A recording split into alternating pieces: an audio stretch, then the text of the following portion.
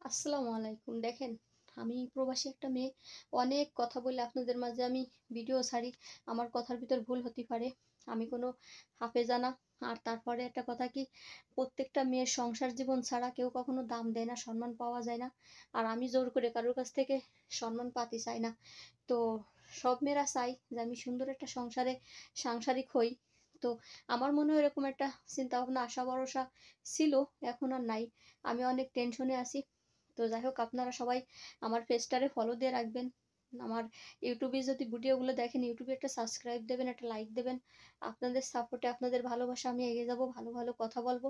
আপনারা যদি আমার সাথে ভালো ব্যবহার করেন, আমি ভালো কিছু উপহার দেওয়া, ভালো কথা বলার উপহার দেওয়ার আপনাদের আগ্রহ সৃষ্টি হবে আমার ভিতরে, হ্যাঁ, যে আমি আরো ভালো কিছু ভিডিও বানাই, ভালো কথা বলি, একটা আগ্রহ সৃষ্টি হবে। আর আপনারা যদি ছোট করে কথা বলেন, তারপরে যদি আপনারা অনেক অনেক রকম মানুষ আছে না, যে অনেক কথা বলে, সমালোচনা করে, সমালোচনা করতে তো অনেক মানুষ পছন্দ করে বেশি। তাই মানুষের গিবাদ গাওয়া, সমালোচনা করা, এটা সেটা বলে যদি কমেন্ট করে লেখেন না, মনটা খুবই খারাপ হয়ে যায়। তাই সবাই সবার ভিডিওতে, সবাই সবার ভিডিও সাপোর্ট করবেন, লাইক করবেন, কমেন্ট করবেন, শেয়ার করবেন। আর আমার জন্য দোয়া করবেন।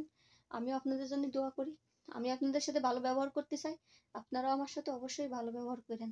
কারণ মিষ্টি ব্যবহার, ভালো ব্যবহার, এটা হচ্ছে আপনার আমলের ভিতরেও পড়ে।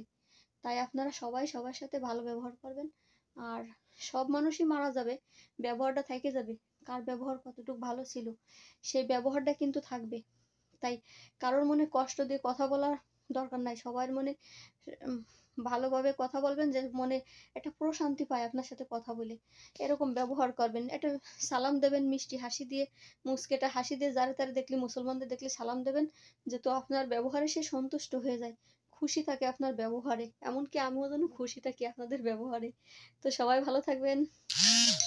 আল্লাহ হাফেজ।